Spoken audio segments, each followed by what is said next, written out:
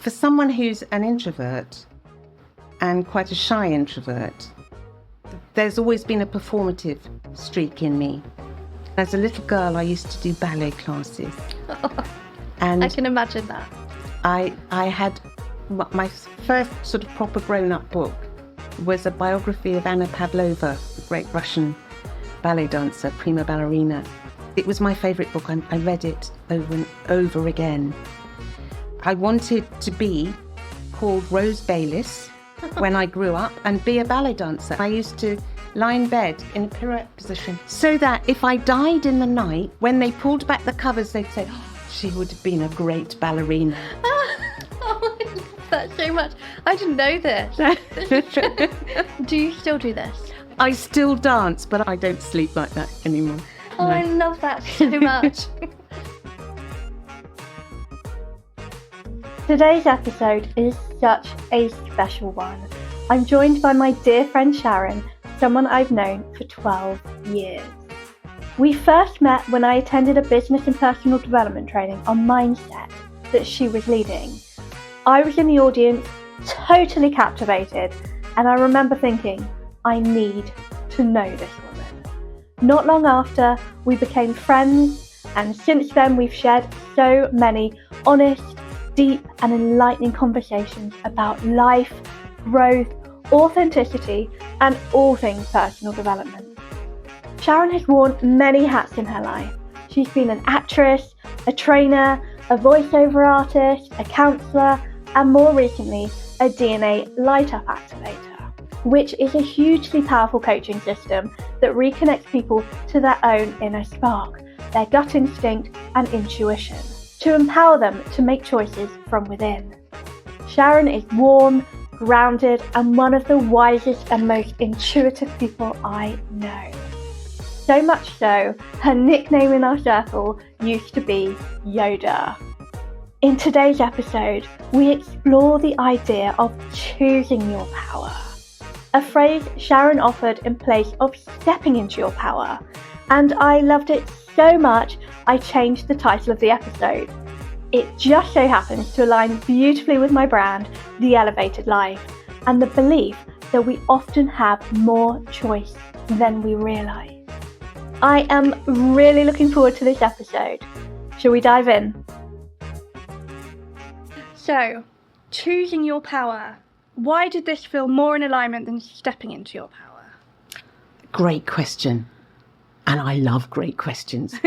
Stepping into your power, to me anyway, because it's, we all have a personal relationship to words, means I'm stepping into something that's over there, that's outside of me or above me, I absolutely believe we all have the power within.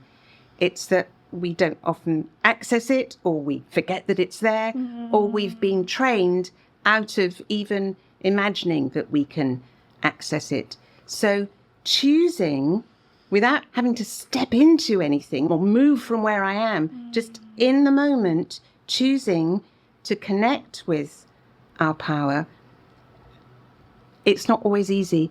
It's so simple. And I think, people confuse those things, simplicity and ease. 100%. And it almost feels like it's come from at arm's distance and actually into you. It's something outside of me that I have to get into, as opposed to something that I already have within me, and I can access it in a heartbeat just by making that choice. I love that so much. So when people say they don't have a choice, what do you think they're afraid of? What do you think's happening there?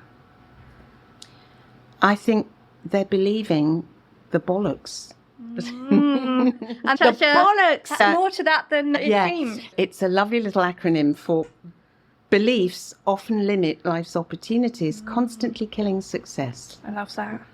And we've absorbed so much bollocks all over the place, from parents, teachers, society, the patriarchy, TV, social media. We take stuff on board, or we make decisions in our beautiful innocence that then become sort of set and fixed. We're not taught generally, unless we're incredibly lucky with parents and friends and teachers, that we have this power within us to shine, to move mountains, this is the stuff that should be in school, you know, not learning about rocks. If we understand ourselves, if we understand the language that we use, how powerful would that be? Can you imagine a world where kids grow up just knowing who they are? It would change the entire world. Yeah. I've worked a lot with survivors of abuse, domestic abuse, violence, sexual abuse. I've worked a lot with children who, around 8 or 9 years old, start coming up against the real world and feeling anxious, feeling angry because it doesn't make sense to them. Spending a few sessions with them, teaching them simple tools about how much power they do have.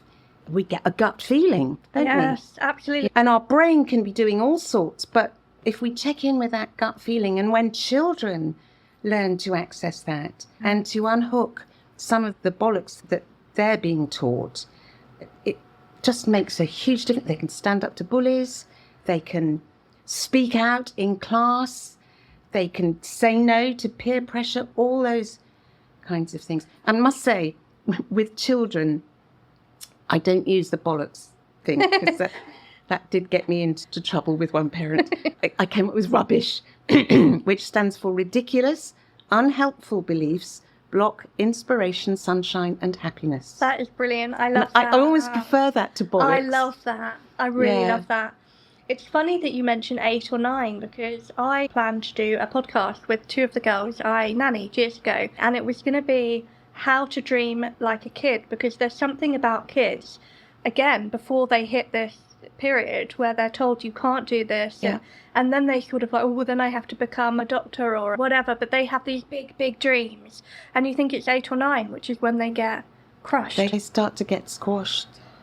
And I think with the advent of social media and kids having phones and having more access to all that, it's happening younger and younger and younger. Something I really want to talk to you about, something that I love, is Light Up. Can we talk about Light Up? What is it? I mean, I know what it is because I've been through, but would you be able to explain to our friends listening what Light Up is? Of course. Very simply, Light Up is it's not coaching, it's not counselling, it's not psychoanalysis. I haven't had anything to drink, honestly.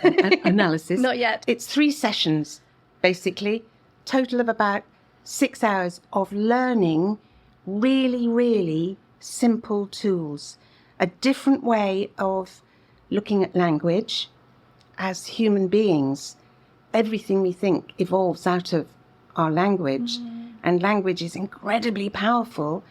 Language is also a tool, and if we understand the power of language, we can use it in a way that does empower us and empower other people, as opposed to squashing other people or diminishing ourselves. Yeah. The process is really, it's playful, it's fun. It's a way of reconnecting with intuition, devised by somebody called Melanie Pledger. I heard about it 9 or 10 years ago. It's very funny because I was thinking, I do not need to do any more courses. I've done so many. Bit of a junkie in that direction.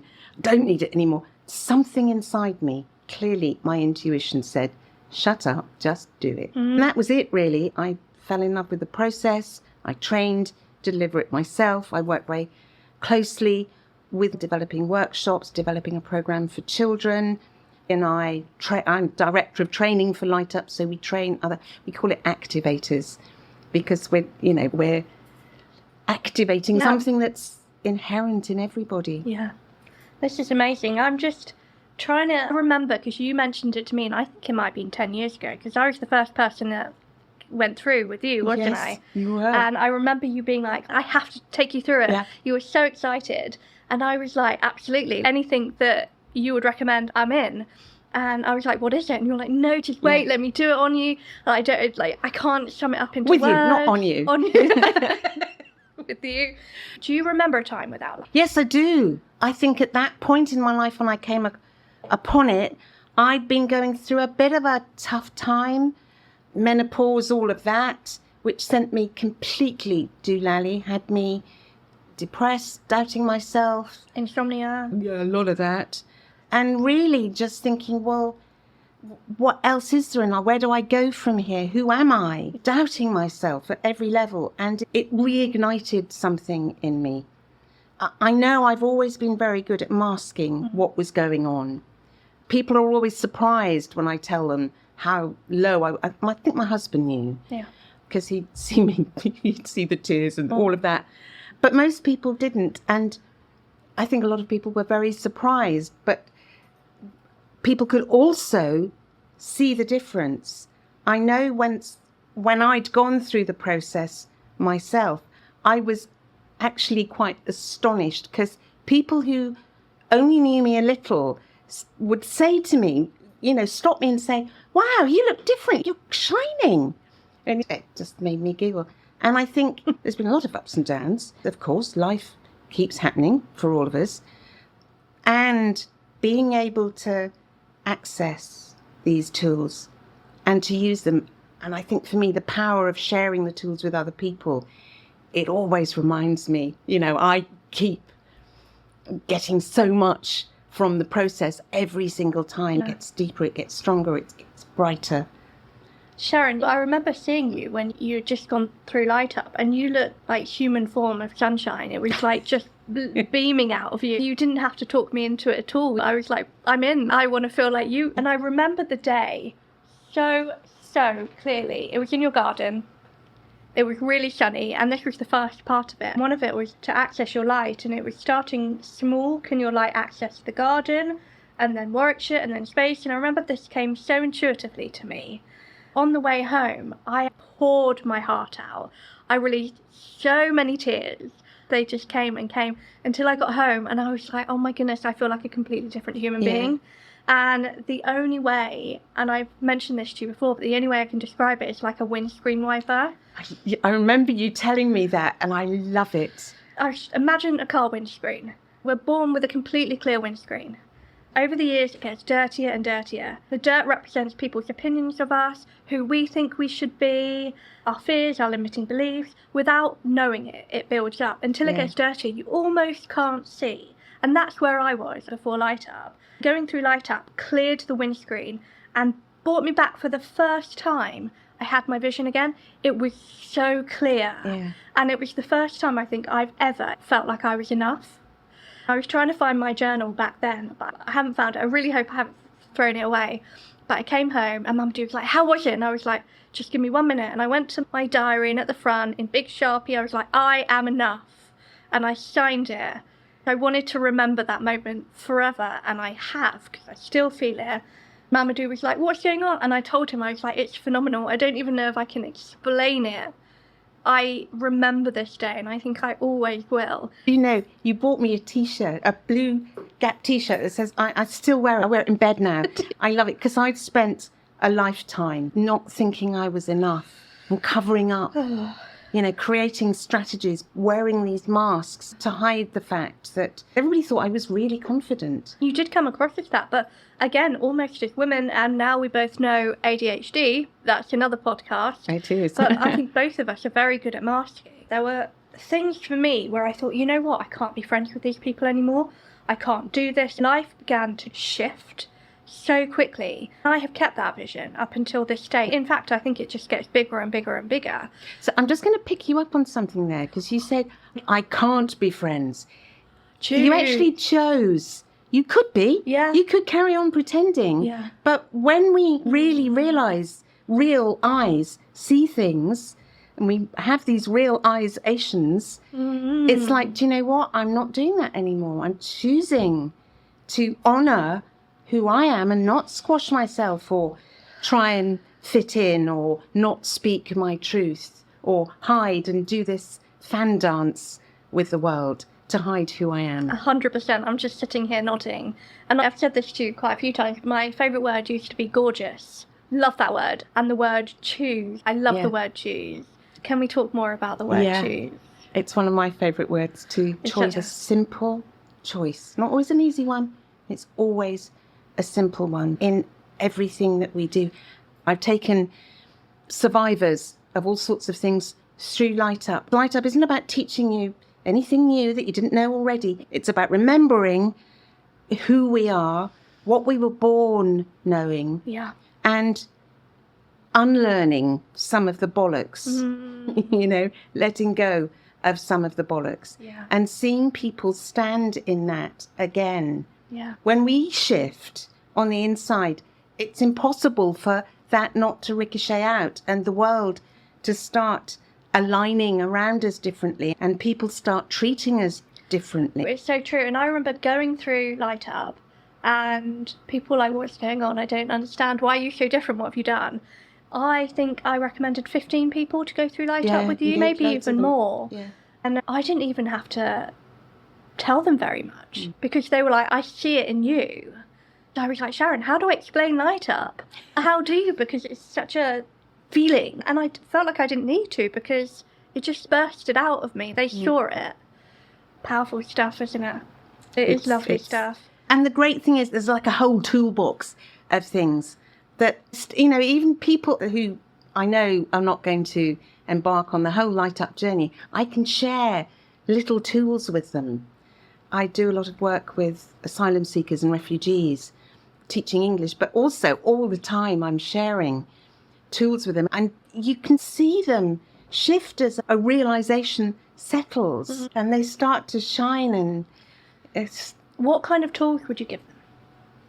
Have you got any examples? A couple of really useful ones that I share a lot are a bell jar and unhooking. So unhooking, in fact, I was sharing this with a lady I met yesterday, a woman whose husband had not been a pleasant relationship and he had left her recently after 20 years. And she's still, the connection that every time she sees him, she said it just breaks her open. And so I explained that, when we're in a relationship with somebody, there's a connection between us and to use our imagination. So our imagination is so powerful. When we get it working for us, it's unbelievable. When we use it to work against us, it turns into worry, dread and fear. And I invited her to imagine the connection with her husband as, whatever her imagination came up with. It could be a daisy chain, it could be a manky, rusty old chain, barbed wire, what doesn't matter. Just notice what your imagination does. One end of it is hooked into you, one end is hooked into him. So, with love, with gratitude, just get hold of that hook and very gently lift it up and out and release it. There's no cutting of ties, there's no violence. This is over.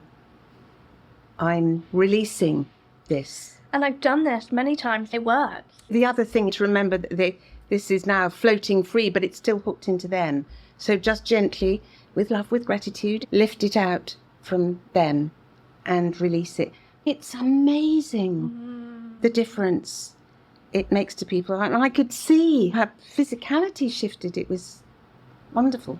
When I did this with you, I remember when I unhooked and I would see people almost get smaller and smaller and go round and round and round and disappear off into the abyss. Yes, absolutely. And some people see them shrink to sort of dust and you can have a lot of fun with it. Yeah, and sometimes people just kind of wave and walk away and it's like, whoa. I use that tool with worries. It can be just a thought to just kind of go through that act of imagining, unhooking it. It really works. Or if I'm angry with somebody, I can unhook it and release myself, release it from them. Yeah, it's absolutely brilliant.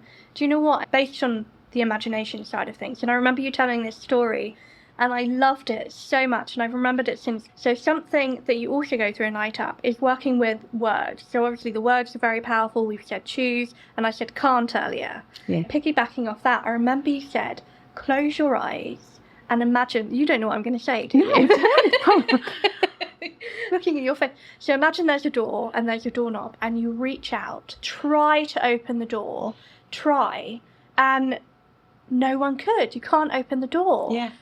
Because imagine trying to open the door, can it? The door won't open because the word try implies failure. Yes, it does. Ever since then, when I hear people go, do you want to come to my barbecue? If I was to have a barbecue, I would say, do you want to come to my barbecue? And they go, oh, I'll try. And I know they're not coming. Absolutely. The I try, it's so telling. Yeah. They might not know that I know, or they've given that telltale sign away. Yeah. So it's just interesting, isn't it? And how many people say to children, well, just try. But when you said, now choose to open the door, you're like, oh, okay, I can open the door. Choose, I've chosen it. That's easy.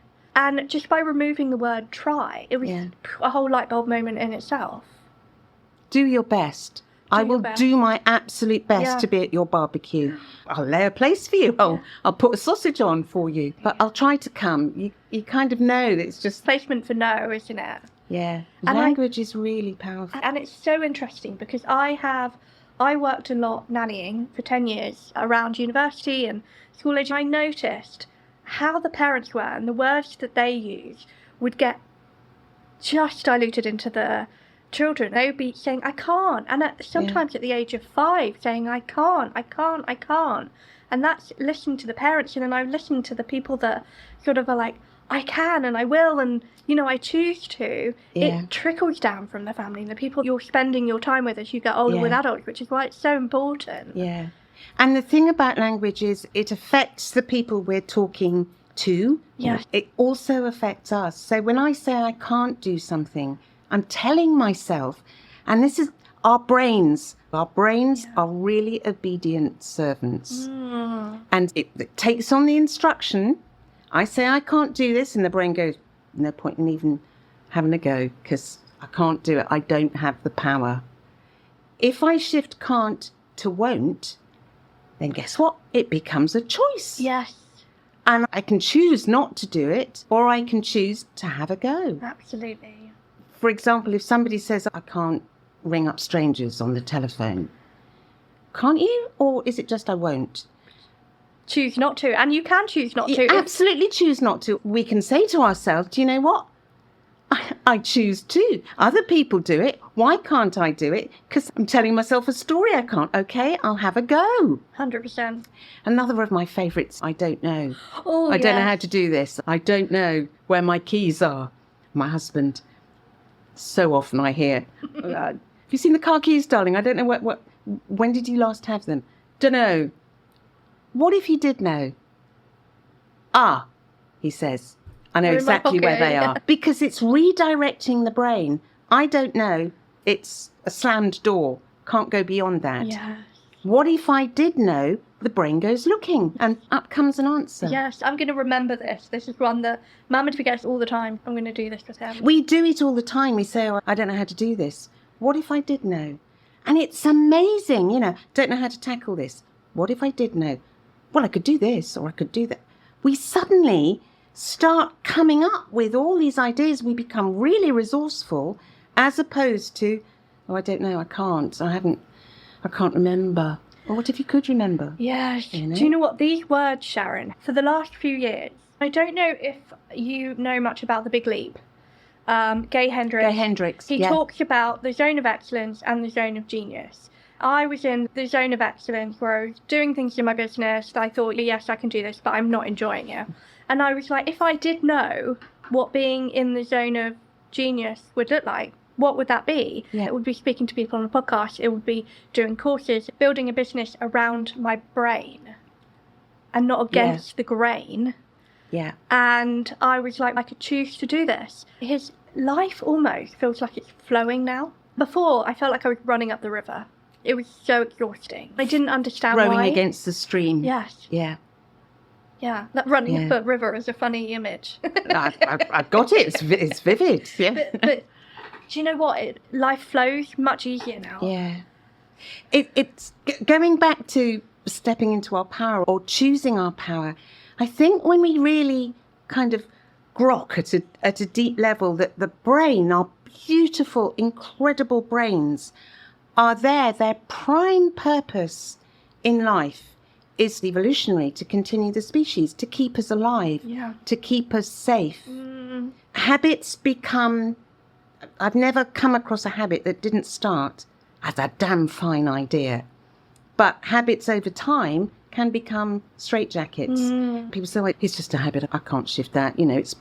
It's who I am. It's ingrained Because in me. it becomes like, well, that's the way we do things. My mother did that. My grandmother did it. Therefore, I have to. And it's what I've always done. I think it was Cicero, but it might have been, one of those great brains of the past, said a habit is only a habit until we become aware of it. Then it becomes, guess what, a choice. Yeah. And if we choose to shift something and our brain can reason that this is a good idea, it becomes a piss to actually shift a habit and start doing things differently. It may feel a bit strange at first, a bit kind of, oh, that's a bit, this doesn't feel right, this isn't who I am. It's simply the brain likes what is familiar because that keeps us safe. And a story that's come to mind, another one that you told, is, if I can remember it correctly, so there was a mum that used to do Thanksgiving. And the ham story. The ham story. Can you tell this? Because it's so brilliant. This was a friend of mine. When she cooked a big ham, she always cut off one end of it and then, glazed it and stuff and bunged it in the oven. And I was told this story by somebody else. The friend of a friend asked her, why do you always do that? Why do you, I've seen you do it before. And she said, it's the way I've always done it. It's the way my mum used to do it. But what's the purpose of doing it? It's the way I've always done it. Anyway, this woman went and asked her mother, why do you... And her mother looked at her and said, well, it's to fit the pan. The ham was too big for the pan. So I didn't always cut it off. I cut it off, but it had stuck in this woman's mind when she was a child that that's what you did when you cooked a ham. It's so funny. Well, I'm just thinking of all the ham that she could have cooked over those years. All those bits of ham that got chucked away. But back to awareness, until she knew that, it was just this story that she's telling herself that was the truth in her life, wasn't it? And not until she went, well, this doesn't need to be my truth. It makes absolutely no sense. The whole thing fits in my oven, so let me cook the whole ham. How many stories have we got like that? And until we bring them into an awareness, which is why I think talking is so great, and especially good friends that can pull you up a little bit and go, oh, hang on a minute. Because if we're in circles where people don't talk about things, we can so easily carry those stories, and almost in shame as well sometimes, that if we can go back and forth with people and people can go, hang on a minute. We live in a world where there are an awful lot of isms, racism, sexism, you name it. And for the vast majority of people who hold an ism, it's not something they've thought through themselves. It's unconscious. Yeah. It's a story. It's a story or a cultural meme that they've been around as children, that they've lived. They've never actually addressed it. Oh, God, I can't remember her name. There's a wonderful Jewish American journalist. She did a stint on Fox News. She's Democrat, very left-wing. She's a lesbian. She's very right on. And she was employed by Fox News to be a kind of a radical voice. She didn't do it for very long. She hated it. She was hideously trolled during that period, as you can imagine, because the vast number of audience, she was the antithesis of what they felt was good and American. But her being her, and I wish I could remember her name, she didn't just sit back and take it. She tracked down these people who were sending her these hateful, violent, foul messages, introduced herself, rang them, introduced herself and asked them why they were doing it. 99% of these people were okay people once, they'd use the anonymity of keyboard warrior. Yeah. But once she'd engaged in conversation with them and in a dialogue with them, they stepped back and ended up apologising, opening up to a much wider conversation and actually questioning their own views. Interesting, isn't it? That's so interesting. Do you have a story where you changed it and you weren't aware of it? Shall I give you an example? Yeah. So my mum has renovated many houses, and she'd renovated this house that we'd moved into, and she'd done a really lovely job. She would have a dinner party or something like this, and she'd show people round. And I just thought, that's what you always did. So I remember I must have been like 15, 16. The window cleaner would come round and I said, do you want a tour of the house? And I showed him every room and gave him a tour of it. And I was like, my mum did this, blah, blah, blah. Because I remember my mum doing this. I might have been younger, actually. I hope I was. I did these and the pillows. And, she was having such fun. She'd only just done it. I thought this was something she did all the time. And this is something you're meant to do. And I even took this to university. So I remember when I had people round, I said, do you want the tour? And I would show them all of my housemates' rooms. My housemate was like, Polly, do you mind not doing this? And I said, but it's so rude if I don't show people around, because I thought people gave a tour of their house all the time. Literally everyone, I would give them the tour. It wasn't until I told my mum this, and she said, why are you giving people tours? And I said, because you used to do it. And she said, yes, because they were my friends. It was a dinner party, and I was showing them around. And she'd just done the house up. And she'd done the house up, and they asked. So she was like, of course. And I was like, Mum, I thought this is what we're meant to do because you were my reference. And now I was aware I'm not giving people tours. I thought if I had friends, I had to give them the whole tour of everything. Yeah. That story I thought was really interesting. Oh, bless you. Yeah. We all do this, though. We absorb stuff. I've got 2 little grandchildren at the moment. Hopefully I'll have them for a long time. They're quite new. They're 6 months and 2.5. Watching them develop because they're watching all the time and repeating things we say. Kids are like blotting paper, and they have very aware parents, and quite often as Nano, I'm on the naughty step because I'm doing something, because they're very aware of, for example, if Arthur does something, he's a great performer and he makes me laugh a lot. So he does something naughty, Nana giggles and then gets told off, because, of course, that encourages him to do more. It's so hard not to laugh. And it's so easy being the grandparent rather than the parent. I totally get it, though, because, as you say, children absorb the environment, the culture, the language, the phrases that they come out with.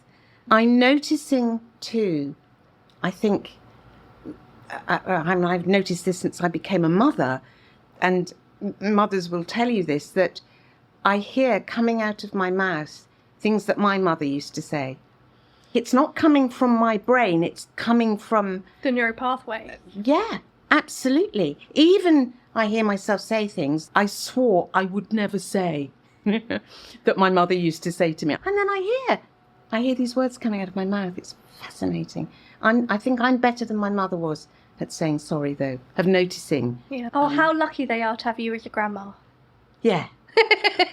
A few years ago, we used to pull each other up on not being able to accept a compliment. I saw you almost flapping that one away, and I thought, no, and then you accepted it, which was nice to see. I would always say charity shop, Or it's old. Yeah, it's, there's something. And actually just saying thank you is a powerful word, and it's much better than I'm sorry.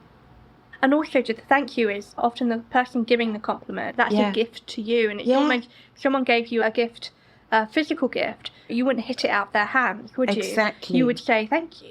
And it's the same, you would I think, with it. A compliment. Yeah. Yeah, absolutely. A quote that I love is from The Wizard of Oz.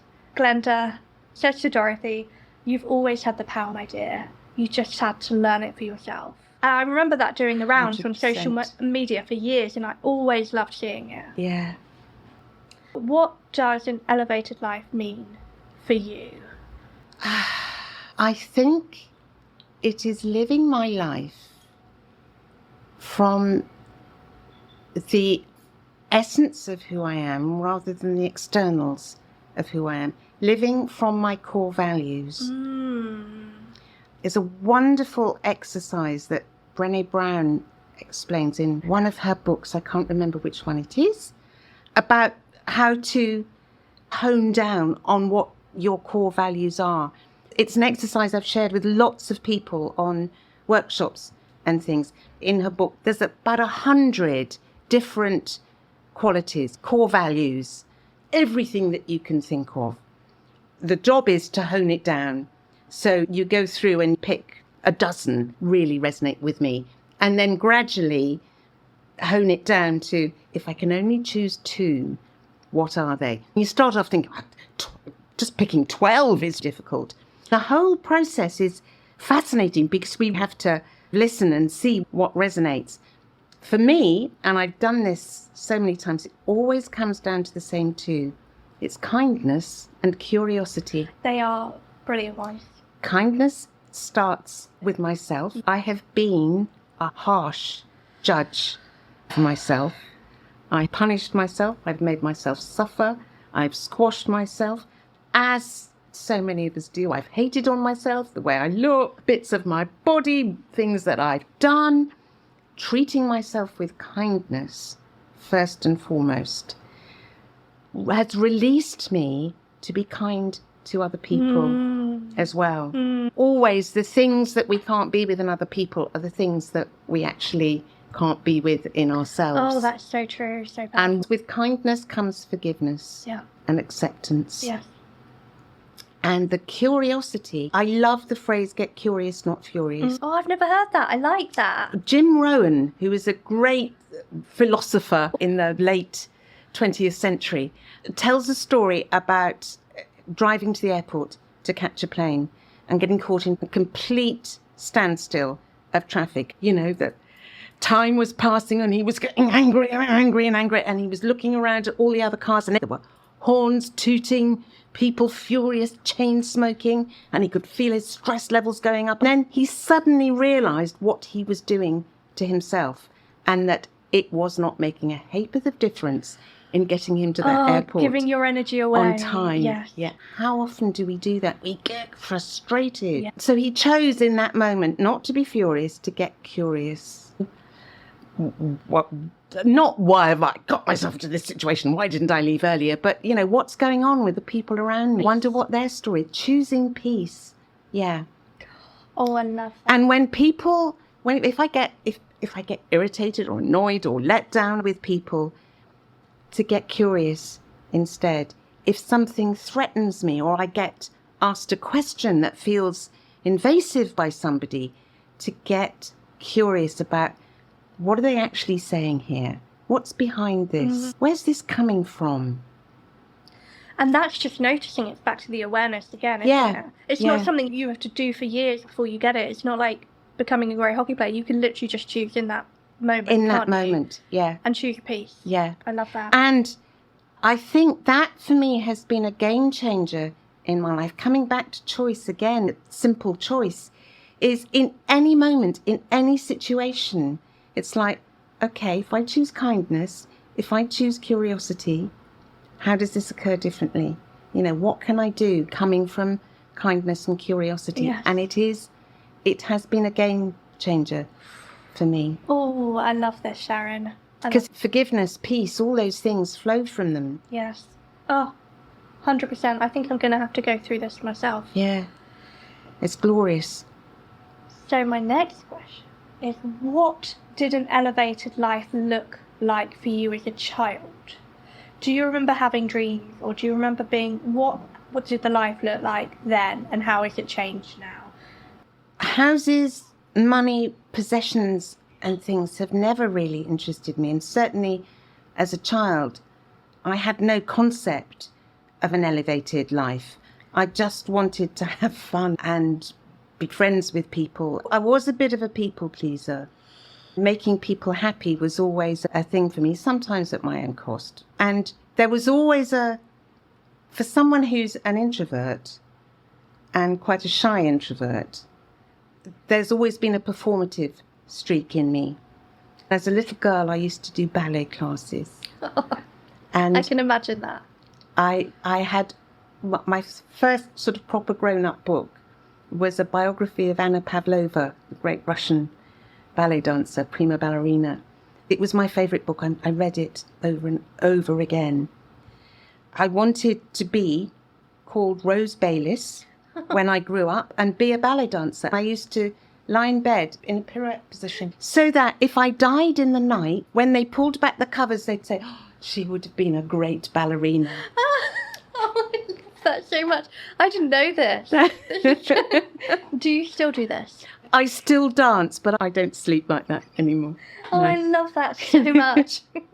So I guess, performing for the Bolshoi would have been my idea of an elevated life. Oh my goodness, I love that. But you definitely light up a room and you make people happy. So that's something that hasn't changed. Oh, bless you. Thank you. You see, I said thank you. Show it away. What do you think is one belief or habit that's helped you step into the version that you are today?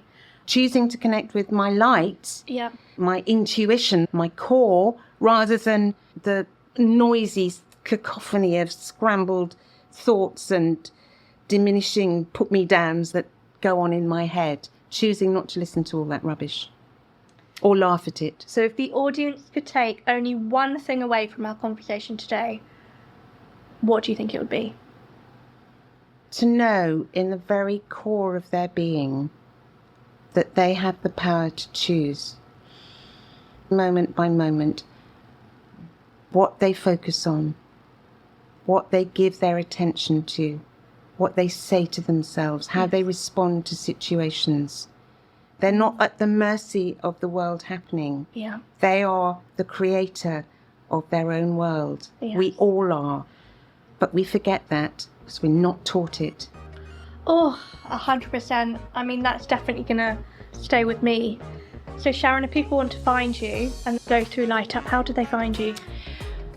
TLUP, which stands for The Light Up Place, .co.uk.